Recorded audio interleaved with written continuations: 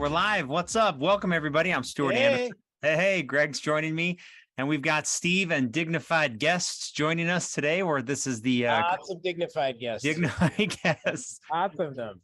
So this is the Crown Council live stream we do every week to connect with the Crown Council community, and such a fun week for Eagle U. So we're going to kick right off with Steve and the Eagle U crew and just talk to them about what's happening this week and everything that's going on. Hey, Steve, welcome. Thanks, Stu. So we are at Baker University, just outside of Kansas City.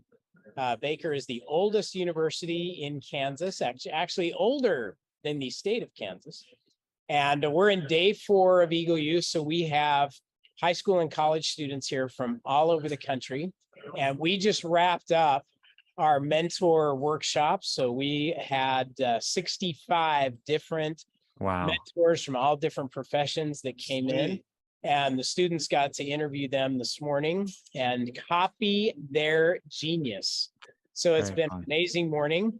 And so I just, from the group, I wanted to share some of our mentors, some of our students. So Dr. Ken Guest, who's been part of the TOPS Crown Council family for many, many years, and is the founder of the Eagle U Endowment Fund. So Ken and his wife, Susie, made a very generous contribution a couple of years ago that started the endowment that's funds scholarships for students to come every year.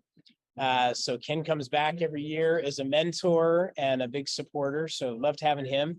Dr. David Phelps was on stage this morning. So he was our kickoff mentor on the main stage.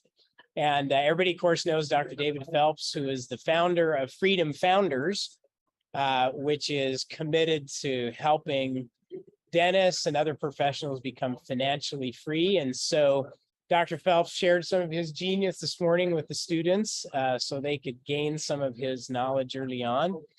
And I want to introduce y'all to Roz Burgess. Hello. So hey, Roz. A student this week. Roz is from Cary, North Carolina, and was sponsored this week by Dr. Alan Acton. Nice. Crown Council member. So Roz, we're going to come back to you in just a second. And then Dr. Jamie Sled, who's been here all week as a part of our Eagle U team, and a mentor and a longtime sponsor of students as well. So this is just a sliver of the folks that we've had there this year. So I'm going to start with Roz. Roz, you get to be our featured guest here. All right, hello everyone. Hey. this was Roz's first experience at Eagle U this week. So Roz, why don't you tell everybody, for those who may not be familiar with it, what it's been like? So for Eagle U, I was a little nervous to come in because it is in Kansas and I've never flown alone. And I wouldn't know one person coming into this camp.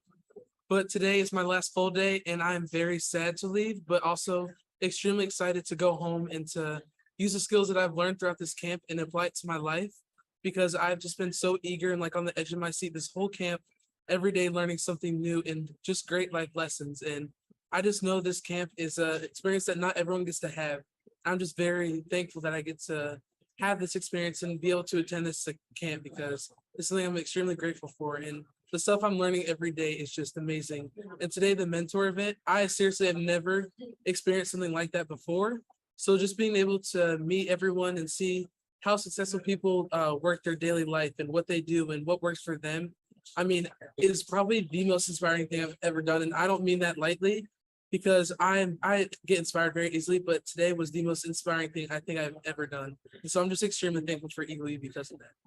All right, Nice. So big shout out to Dr. Acton, who made all that possible for Roz this week. So thank you, Roz. Absolutely, thank you. Very cool. All right, so Dr. Jamie Sled has sponsored students for many, many years. And this was the first year she got to experience the entire program from start to finish and see everything that it's all about, and got to be a mentor this afternoon or this morning as she's done in years past. So I have goosebumps. All I can say is, wow.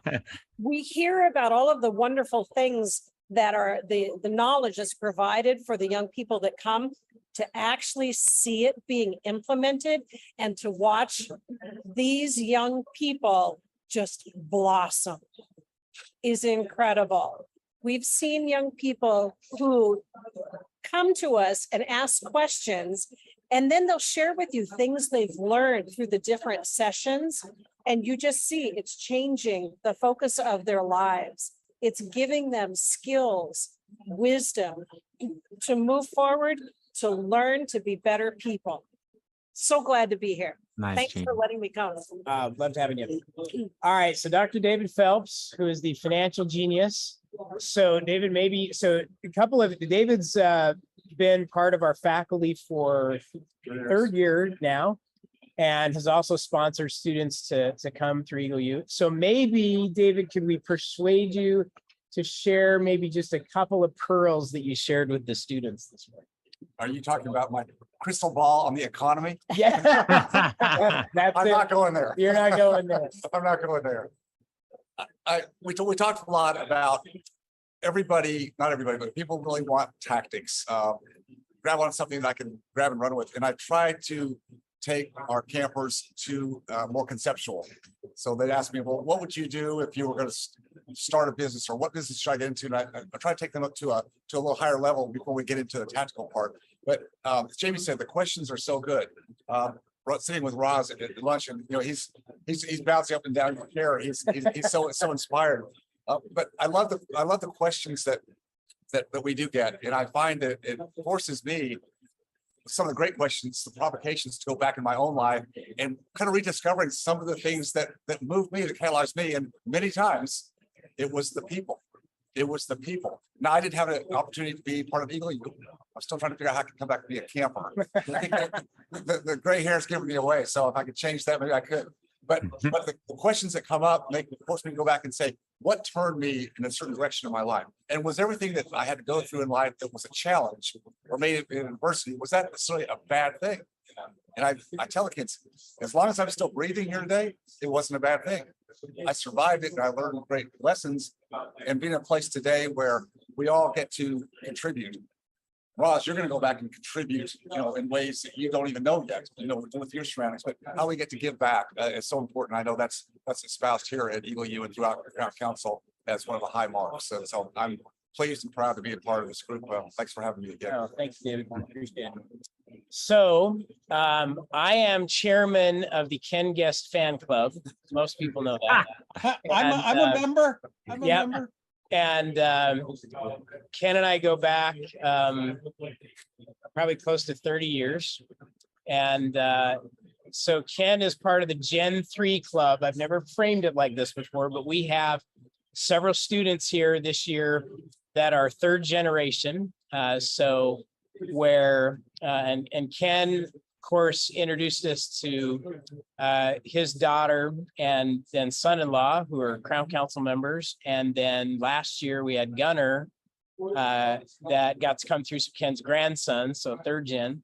And we have a number of those this week as well, of third generation Eagles. And thanks to Ken, he's kicked off a great initiative to continue on that tradition with the endowment that he started to benefit students to come to Eagle U that otherwise would not be able to come. And we've had some of those this week that are just great examples of what happens when it gets paid forward. So Ken, thank you for your contribution and for coming. And what would you tell the rest of the Crown Council in terms of why you do it? Well, I was before Eagle U, but I went to the first 24 Crown Councils, and I'm proud of that charter. But I still tell several of the students this morning that Eagle U changed my life too, because if it hadn't been for Eagle U, my daughter wouldn't have got into dental school. My son wouldn't have come back to help them organize and buy 13 dental practices. And I would maybe even be retired by this time. But having those Eagle U influences on my daughter just made a world of difference. And so it affected me directly. I would tell the Crown Council members that if you'd like to make a big change in kids' lives, help to fund the endowment, of course, that would be good. But I found a different way maybe today. I told each of my groups, I said, they had heard about the endowment. And I said, the scholarships are available, and I don't know whether you got a scholarship or not. And if you've got friends, family members that might not be able to go to Eagle U without a scholarship, let us know. Tell Steve, tell me, get in contact with us. Maybe we can arrange something for them. I think that's a way to spread it. And I tell you, Steve, if I had any genius in me, it's all drained out. Have great questions. We lots had of a great questions. time. Wonderful students. It was a fun day. Thank you. And thanks to all of you for making it all happen. So we've had a great week, more to come. What comes next that the students don't know about is our session this afternoon is a public speaking contest. Sorry, Roz, I broke the news to you early. So they're all going to get an opportunity to write and give a speech today. And they're going to have a little contest to see who gets the winning speech for the week. So you got a head start, Raj. You got a 2-hour head start over everybody else. And so we're going to have a great afternoon and great wrap up this week. So thanks for letting us share. Been Thank an you. awesome here, and thanks to all of you for making it all happen. Thank you, guys. So good to hear from you. Thanks, Good to see Steve. you. Thanks, Bye. everybody. See y'all later. Meeting, y'all. Bye. Bye-bye. So I'm going to share my screen real quick, just as a wrap up of Eagle U. This is Eagle U's website. As a conclusion to what was happening, this is an opportunity for anyone's child to spend a week working on ideas, techniques, and systems that will help teach, that teenager how to skip this awkward 7 years of trial and error, trying to find a job, trying to determine what career fits a youth. And they spend this week working through some of the really smart systems that have helped. I mean, like Steve said, he's been doing Eagle U for what, 30 years? I mean, we've been doing for such a long time with speakers. And I remember going in right around 1999, 2000, and hearing from multiple successful speakers and adults about how to pick a career, how to work through college, and not flounder around wondering what fits and what would be good. So this is a once a year program, and so much information on this little website to talk about what happens there. If you want to prepare for next year and be part of Eagle U, or send someone to Eagle U, or sponsor someone for Eagle U, it is all here. And especially this donate button for all Crown Council members to be a part of donating and sponsoring someone at Eagle U. Did I miss anything about Eagle U, Gregor, that you want to add?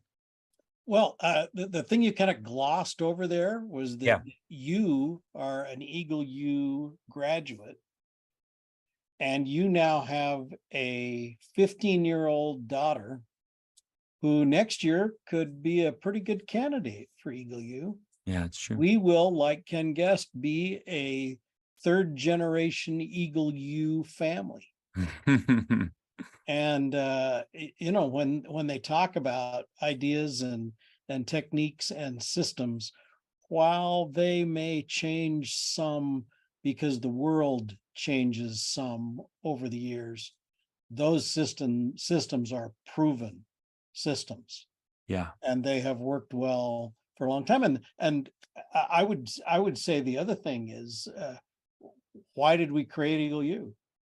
We created Eagle U because the children of our Crown Council members wanted their children to learn the principles that we teach at the Crown Council, and they wanted it to be heard by somebody other than their parents, who are, teaching the same things that have created the success in the lives of Crown Council members. So,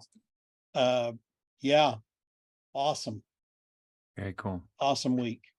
Well, it is an incredible week for those students, and especially an incredible week for even Jamie Sled, participating and being part of everything that's happening there. So, and I got to go. I don't want to downplay it at all, but I got to go to Pepperdine. That's right. I'm sure Brown University is beautiful, but it's no Pepperdine. There's no ocean there. I got to go to a really incredible place. So that's it. Very good. Eagle U, grateful to connect with them. I know that was a lot of logistics for them to join us. So thankful for them. Cool. All right. It's been a while here. It's been tough connecting with our live guests, but we're gonna have our second live guest today. Wow. And yeah, as Emily Gregory is joining us, I am going to navigate to the directory of the Crown Council. Emily. Oh, she's muted. You're muted. Hello. Hello. It's good to be with you. I was just I'm going to share my screen real quick, Emily. We are so grateful to have you on. This is the crowncouncil.com website. And if you are signed up to attend the annual event in Austin, you will see here in your portal, the 29th annual event, there's a little tab here that talks about what's happening, the schedule, and our speaker profiles. So as an introduction to Emily, she's top of the list right here. We're grateful to have her as part of our lineup of presenters at the annual event. And Emily, I'm not saying it's rare, but most of our presenters, they're like kind of too cool to join us on our live. This is so awesome that you would join us. Yeah, no one's ever accused me of being too cool. Not. So, Stuart and I actually go all the way back to the neighborhood days.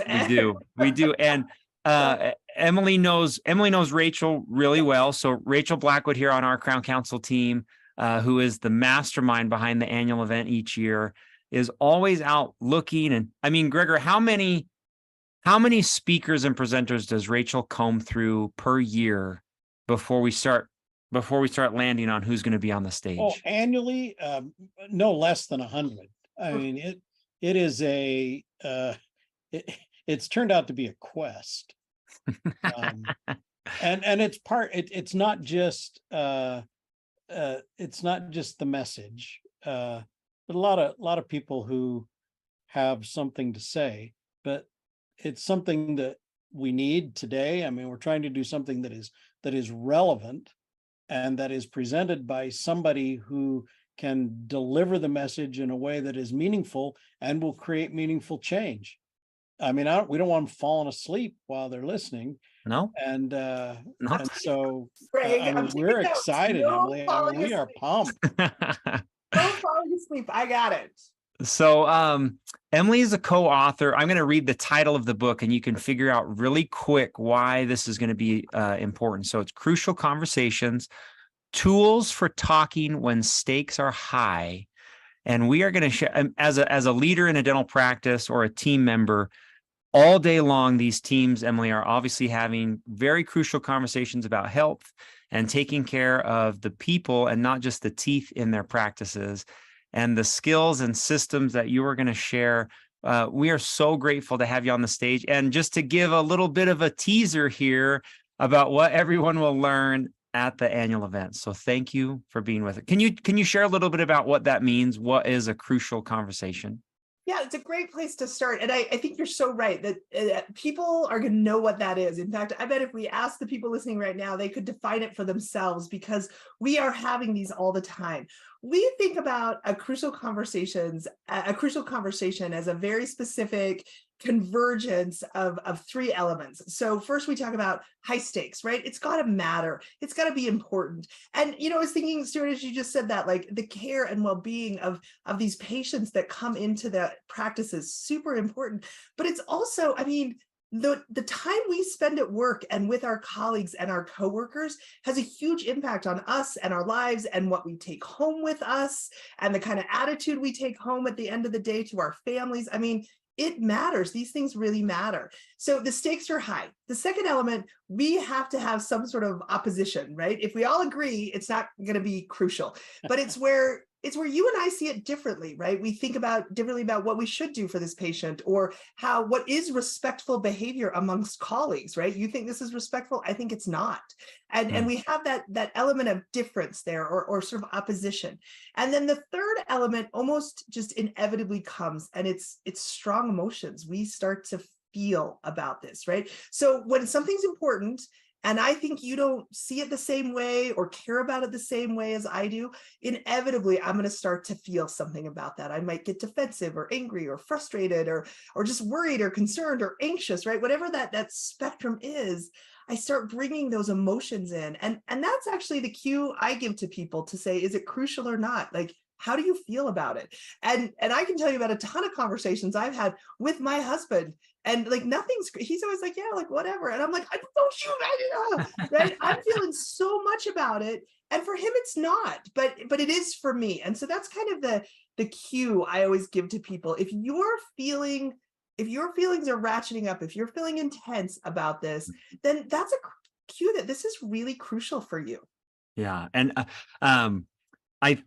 okay, so for me, I don't know if everyone else feels the same way, but when those emotions start to come, and when I start to get like, ooh, I don't know if I think I might just not have this conversation. So why, maybe everybody else is different, but why is that? Like when crucial conversations are needed, or when you start to feel that way, why is it so tough to do it? Like what? It is exactly that. It's super physiologic, right? So when these three elements, when they come together, our bodies, our physiology, it views that conversation as a threat, right? We view that conversational, that emotional threat the same way we would a physical threat. And so our bodies, our amygdala takes over, our bodies jump into that fight, flight, freeze kind of response. And literally, right, they can map the blood like drains from the neocortex, right? And it's heading into all your major muscle groups and for you to prepare to fight or to flee. And that's exactly what happens in crucial conversations. And I think you can think about it when, for so many of us, we back away from it. We call this going to silence. I just shut down. I go to silence. I don't say anything, right? I just pull back. Some of us go the opposite way, right? We go a little more towards what we would call verbal violence. I get super aggressive. I'm going to make you listen to me, hear about it, right? And I'm going to force that in. Both of them, which are really unhelpful strategies for conversation. But I always when I work with people, I think about, right? And I say this idea of like, you're going to view that conversation as a threat. And sometimes people are like, oh yeah, I can totally see that. And sometimes they're like, what do you mean a threat? But when you think about it, it's like, I feel threatened. I'm not going to get what I need. My needs aren't going to be met. I'm not going to be heard. I feel like I'm going to look like an idiot, right? Like all of these are emotional threats that our body processes. Again, that same fight or flight response. And that's where we see people showing up most in crucial conversations, either pulling back or forcing their way in. Everyone's thinking of that one person that forces their way in. But you were talking about patience, but the first time I went through crucial conversations, the thing that impressed me about it was that the skills that you learn here aren't different in different parts of your life. That what works with the patient also works with your coworkers or your boss or with your family or with your children or your grandchildren. The skills are the same. You just have to learn how to change the focus in how you do it. And that's why it's so valuable. It's cross paths in all areas of your life. Right. Yeah, absolutely, Greg. Same skills. And my experience with working with people is actually that while it is the same skills, it's sometimes actually harder to do it with your kids or with your spouse than maybe it is with a coworker. Because when we go back to that idea of these really matter for most people, the conversations and the issues that matter most, they are the ones that are happening in our homes and in our personal lives. And so to have those skills that we could use in the workplace, but then take to some of the relationships that are truly the most powerful for us is just, I think, just such a great benefit of crucial conversations. Nice. Maybe I shouldn't tell everyone this. One of my favorite movies is Ricky Bobby. Maybe I should. And so in one of the parts of that movie, there's a character who feels like he's not getting what he deserves. And his teammate tells him, well, just bury those feelings, never bring them up again, never talk about them again. And I know that I have felt that same way. Emily, is there, like, what is the impact of that, of not bringing it up, maybe staying silent, or when you feel that emotion of a crucial conversation, then and you just do nothing about it? Yeah, I mean, like Ricky Bobby and Stuart, probably most of you guys who are listening know those answers already, right? Like there's tension in relationships and workplaces. You Yeah. start getting that back channel gossiping, right? Because the reality is I might not address it with you, but you can bet that when Greg and I are going out for a drink, I'm gonna be like, can you believe what Stuart did? You know, like, said. it's going to come out. And so we get those, and then we start developing, especially in workplaces, but also in families, these cultures of just of cattiness and the backstabbing, and where we're not able to address issues. But it's interesting, and I will share, because it goes right along with your Ricky Bobby, just bury it deep, what Just happens. bury it down. Bury it deep. So years ago, I read this fascinating study from the Framingham Heart Study. And some of you, even if you don't know it by name, you're probably all aware of the Framingham Heart Study. It's the longest longitudinal study ever done by the National Institutes of Health. It's called Framingham because it's after the town Framingham, Massachusetts. And decades ago now, researchers from the NIH, they started going into Framingham and they started researching the people that lived there and just taking all sorts of data. And we know it now as the Framingham Heart Study because almost everything we know about things like that we just take for granted, like smoking is bad for your heart and high blood pressure is bad for your heart and health and diabetes is bad for your heart health. That original data came from Framingham, right? So it's this amazing study. Now, what does this have to do with crucial conversations? Well, a few years ago, some researchers went in and they were really interested in looking at how conflict resolution behaviors might impact people's health. And so they started studying married couples, and they were looking at how these married couples resolve conflict in their relationships.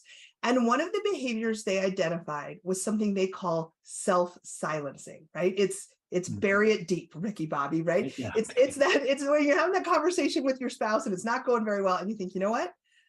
I'm just going to let this go. I'm just going to bury this deep. I'm just going to let this go. I'm walking away, right? So I self-silence. And what they found was about a third of men regularly self-silence as their primary means of conflict resolution. Like that is their go-to strategy.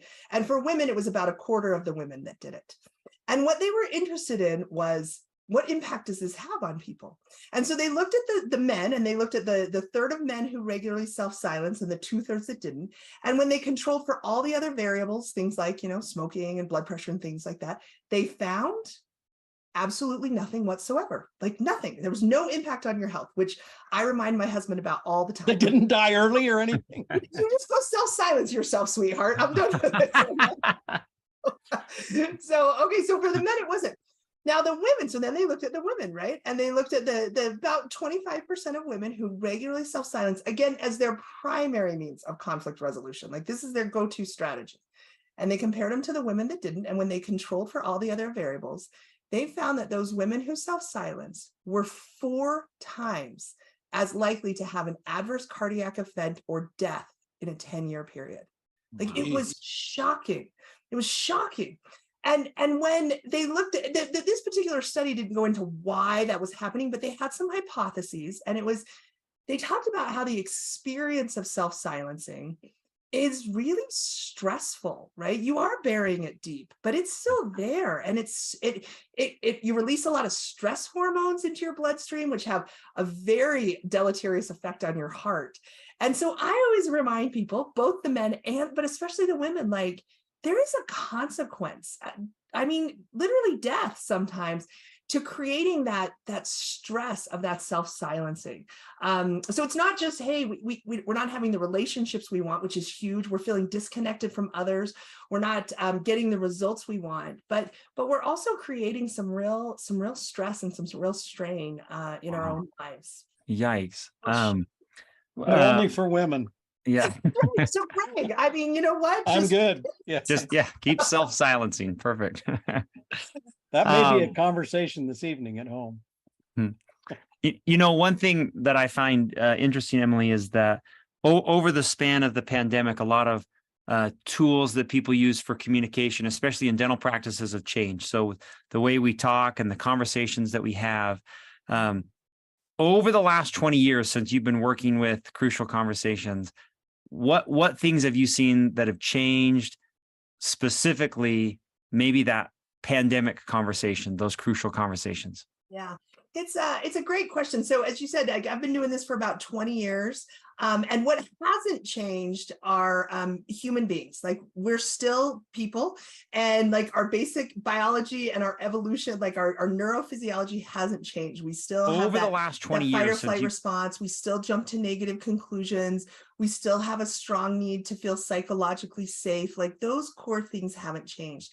But there have been some interesting things that I think have changed with the pandemic, and especially, I guess I would say, with the ways in which the pandemic has created more distance between people, right? So whether we're communicating more virtually, or even we just have more plexiglass in the way between us, whatever it is, right? We're wearing masks more so people don't see our face and things like that. There's been a lot of things that have created distance between people. And the way that that's impacting, we're seeing that show up and impact crucial conversations is this.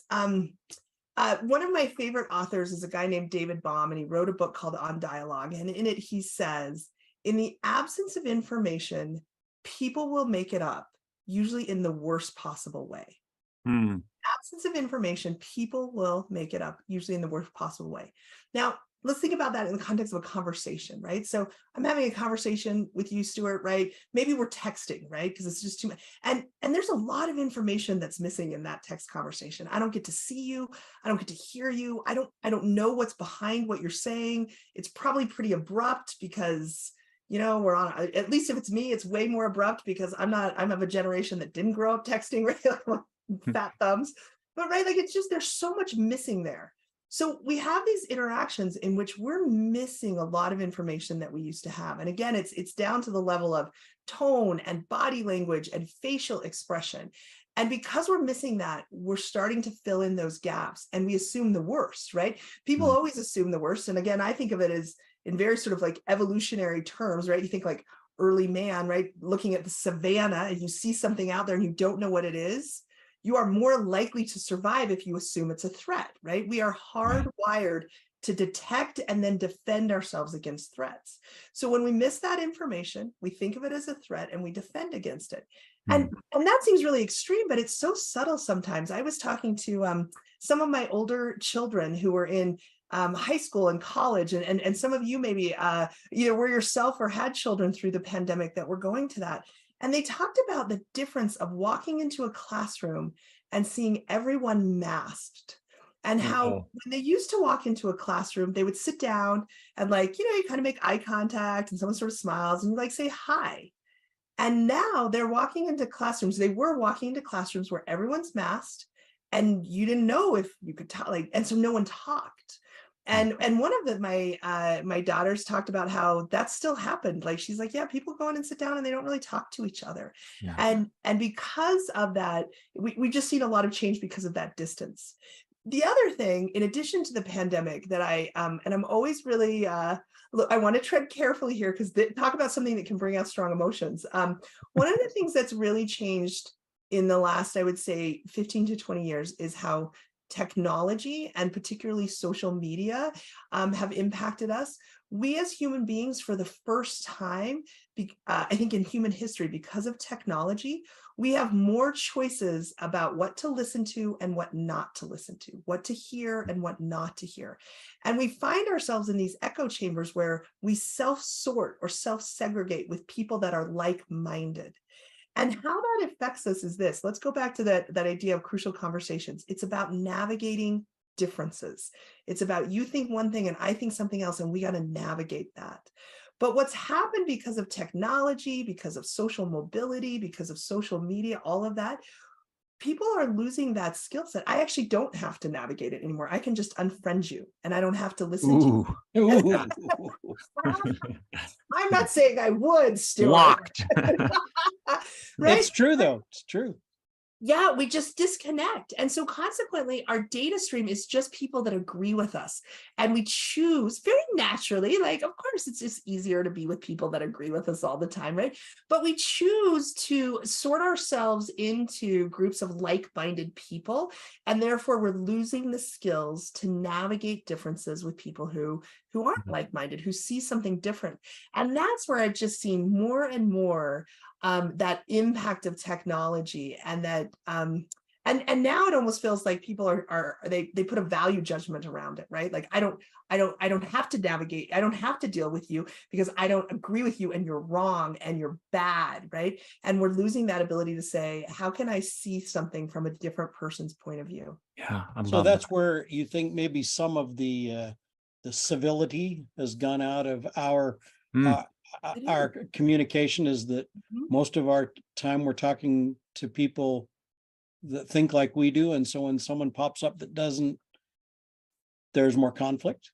Yeah, absolutely. And here's why, like, I think Interesting. one of the things that I love about Crucial Conversations that was just dramatically different for me when I started with it is I had grown up and probably had this idea that being a good communicator was like a character trait, right? Like they're a good Gift. communicator, they speak well, like whatever. And to realize that some of this interpersonal communication was a skill you could learn was really transformative for me, to be able to say, wait, I could get better at this. Others can get better at this. And I did some research early on about where people learn these communication skills. And again, this goes back a little bit 20 years ago, so sort of pre-social media, but this particular study identified 3 places that we learn how to communicate. And again, think about communicating across differences in our families. That's 100, like absolutely top of the thing you learn, right? Which is okay for some of us. I'm sure it was great for Stuart. He learned a lot of great things. My parents are divorced, right? I grew up, as did most America, the majority of Americans, in a divorced household because my parents didn't communicate well. And I didn't learn a lot of conflict resolution there. Then they learn it from school, right? Like the bullies on the playground teach you how to communicate. Again, not a great example. And the third place that we were learning our communication skills was actually from TV, from watching movies like Ricky Bobby. And things like Yes. Talladega Nights. Yep. but we learn, and you think about what television and movies and media does. It teaches us conflict, right? But it doesn't teach us conflict resolution, because that's not funny and that's not dramatic and that's not exciting. Doing the hard work of trying to connect with someone else and really understand them, that is not for TV, right? And so I think we just haven't, I think we are losing the opportunities to learn those skills, and they're getting rusty for a lot of us. Yeah. And this is a perfect segue, because now everyone's like, I gotta learn how to do it. And then I'm gonna say, come to the annual event and you'll get to learn all of the things about. Okay, but if you don't come to the annual event, Emily, can you share maybe just 1 or 2? Don't give it all away. 1 or 2 tips for anyone watching to how to navigate a crucial conversation. If someone came to me and said, right now, I've got a conversation, I have to have it in a half an hour, it's really tense, Yes. I don't know how to have this, what do I do? Here would be the 2, and I can't explain it all, here would be the 2 things I would say. First of all, start by asking yourself, what is it I really want from this conversation? What do I really want? Why am I having this? What do I want? And then you got to go further, because most of us, the answer is, what do I want from me? I want to be heard. I want to get it resolved. I want them to agree with me, right? I want them to apologize to me. We start from a place of what we want for ourselves coming out of that conversation. But what do I want for the other person? I really am irritated with them and I'm really annoyed by them. And I got to get my mind to say, what do I want for them in this conversation? What is my good intent towards them? And what do I want for our relationship, for our team, for our family? What do I really want? Because getting centered on that, what is my good intent that I'm taking in, will shift the lens through which you hear everything in that conversation. If you can hold on to that, what do I really want for them? Not from them, but what do I really want for that other person? We have to start seeing that other person as a human being and someone that we care about, even if we're disagreeing with them and we're irritated with them, but what do I want for them? So that would be the first one I would ask. And then following right after that, actually say that out loud at the beginning of the conversation. Share your good intent. I talked about earlier how I believe that human beings are kind of hardwired to detect and defend against threat. So if I come in and just start talking and be like, Stuart, here's what I need and blah, blah, blah, blah, blah, and you have no idea what my intention is toward you, you're going to assume that I'm there to criticize, to judge, to blame, to manipulate, to try and get you to change. You're going to assume all the bad things. So I need to start by sharing that good intent and saying, hey, Stuart, I wanted to have a conversation. I know things have been tough, but our relationship is really important and I want us to work well together. And so I wanted to talk about this in a way that that we can try and figure out something that's going to work for both of us, because I really care about you and our relationship. I Right? love that. Hearing something like that out loud, it's not going to make everything perfect. You could still be mad at me, Stuart. It's possible. It is. So it doesn't make it, it's not a magic wand, but it sets a foundation for a conversation that makes it more likely to be successful. So those are my two. What do you really want? Not just for you, but for them. And then say that out loud at the beginning. Oh my goodness. This is I have told Greg many times that I would love the study of human behavior and how people interact. I absolutely love it. And learning just these learning basic skills, coming to the annual event and participating in being a better leader, having better conversations. Emily's one of the smartest people I know. So come learn from her. So grateful to have her as part of the group. So thank you. Gregor, anything else? No, this is a great woman. Yes. I'm so excited. I'm so excited to be with you. And by the way, I don't know if this is appropriate. I haven't looked on your website, but it looks like when you scan down that Sean Aker is coming too. With the Sean's coming. Oh my gosh, there's another one. This is going to be like to share this. I've shared the stage with him before. He's fantastic. I love what he does. So excited to be a part of the event. Cool. Thank you, Emily. Grateful for you. You're awesome. See you in January. Thank Bye. you. Bye-bye. Whoa. She gave us way more than I thought. That was awesome. That was very good. You know, I had lunch with Joseph Grenny, who is her partner in crime at Crucial Conversations, and he didn't know that she was coming to our meeting, and I mentioned that to him, and his first comment was that she is one of the most talented presenters he has ever met. Yeah. And that we were lucky to have her. So absolutely. Bring it on. Yeah. Super grateful to have her. So very good. That was awesome. Okay. We have one more guest. We do. All right. right. She's still in the waiting room. I hope she's been there a minute or two, but Julie, I'll wait for her to come in before I introduce Julie. But Julie's part of a team, a Crown Council team. And what? Yes. Oh, look. Hello. Are you working right now? She is. I can see the office right now. Okay. This is Julie Polson. Julie, welcome. Thank you. So this is a Crown Council live stream. You're talking to all the Crown Council members. Julie is my hygienist. Yes. Yes. I'm the luckiest. I'm the luckiest. Julie works in the office of Dr. Chris Hammond. And if you've ever attended the Crown Council annual event, the first time I ever actually met you, I don't even know how many years ago this was, but you were presented this gigantic award on stage. It was remember when we gave you those trophies that were like, was this the big award? Yeah, it was like, yeah, like it was taller than me. It was taller than me. And I didn't realize I was supposed to take that trophy when I walked off the stage. I just thought that was a prop. What did you even do with it? I hope you left it in your hotel room. You know, it's funny. My brother lived in Texas and I left it with his daughter. She thought that was pretty cool to have a big trophy. Well, it was fun to honor you as a team member of one of our just best Crown Council teams, and grateful to have you on for a minute to share what makes you an incredible hygienist, and maybe specifically what you think your team does to work so well together. So thanks for joining. Are you getting, is this okay? Do you have, did Dr. Hammond allow you to, he's good with you being on? Good. Yeah. Okay, good. Will you share just a little bit about your background, your history, and how you got into dentistry? Sure. So my dad is actually a dentist. And he grew up here in Provo. He actually, so I work for Chris Hammond. Roy Hammond was his dad, and my dad and Roy grew up together. And so my dad, I started working for him when I was 16 and as a dental assistant.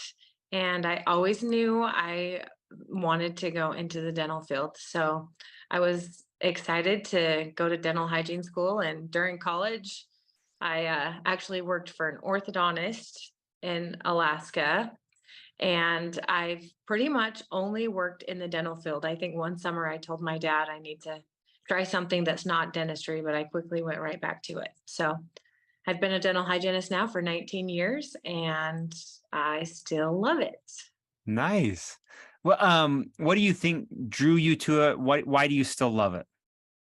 So I love the fact that you get to, I mean, I think teeth are cool and I really like getting something clean. So that's great. That goes hand in hand with cleaning teeth. And your teeth are awesome, Stuart. They look great.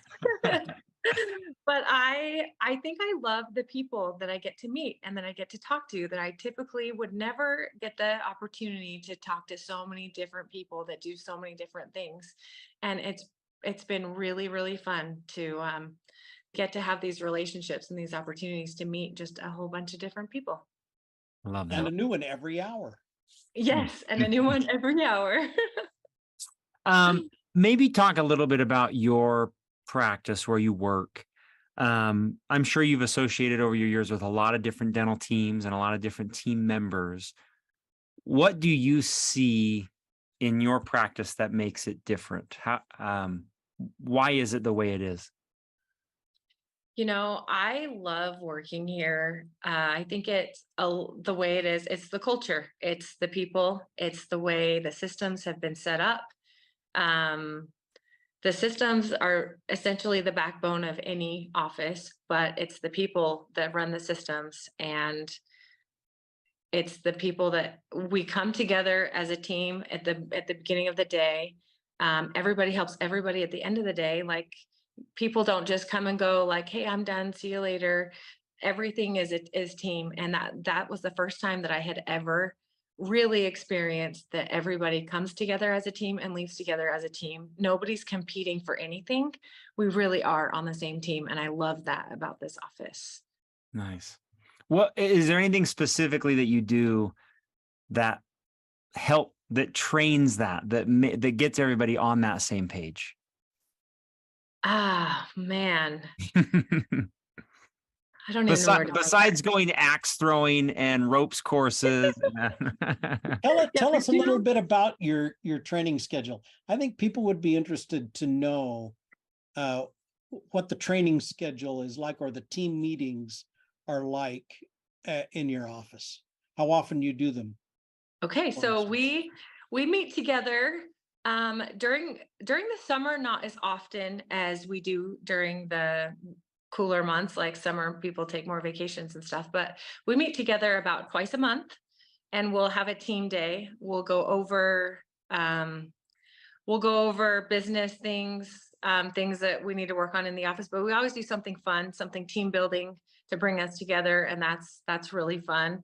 One thing that I love about this office is that we are all cross-trained. So even though I'm a dental hygienist, I can step in and I can help assist sometimes. I can answer phones, I can take a payment, I can, and I love that because you're never stuck with so-and-so's not in right now. We'll have to call you back with that, and it's great. Everybody, the front office will come. If we're running a little bit behind, they'll come and they'll help us turn over. So the whole aspect of everyone being a little bit cross-trained is really awesome too. And we do a lot of training, a lot of things we've learned from TOPS. We do a lot of role playing. We'll go into the room and we'll run through a situation, and it seems silly at the time, but it really does make it easier when it comes to the situation. It's like, oh yeah, we've done this. We can do this. So it's good. Maybe off the top of your head, why do you think that patients return to your practice, that they repeat and they refer people to you? What is it that makes you stand out? One of the things that I love about our office, and it's in our mission statement, is that we treat people, not teeth. It's not about the teeth. It's not about the money.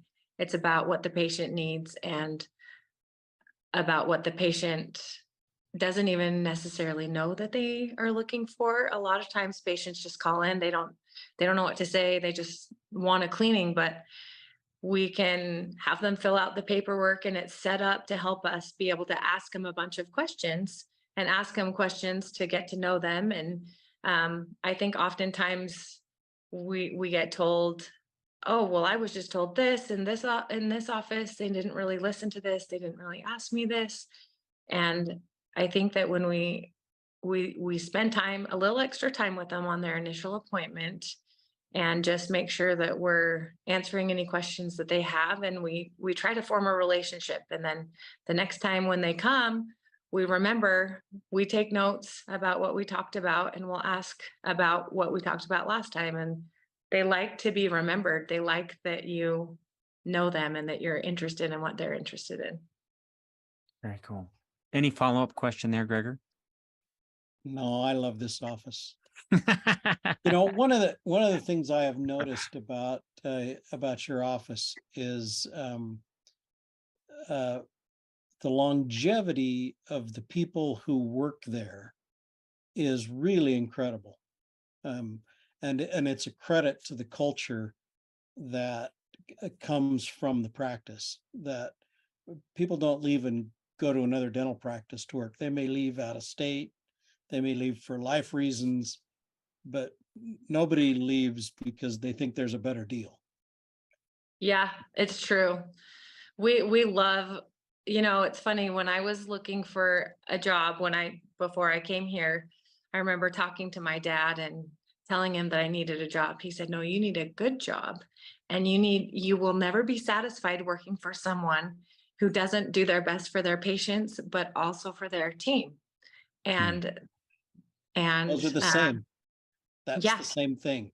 And that's how Dr. Hammond and Dr. Harris run this office. And it's awesome. We love it. Very cool. Good for you. Well, we sure appreciate you guys. Thank you. We appreciate you guys.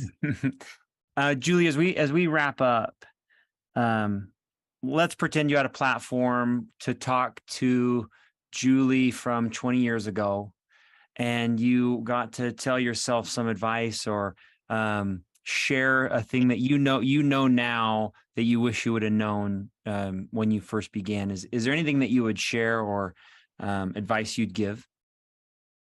Yeah, it's always better to listen before you talk. Sometimes when you're new out of school, you just want to educate. You just want to let them know all the things that you know. And,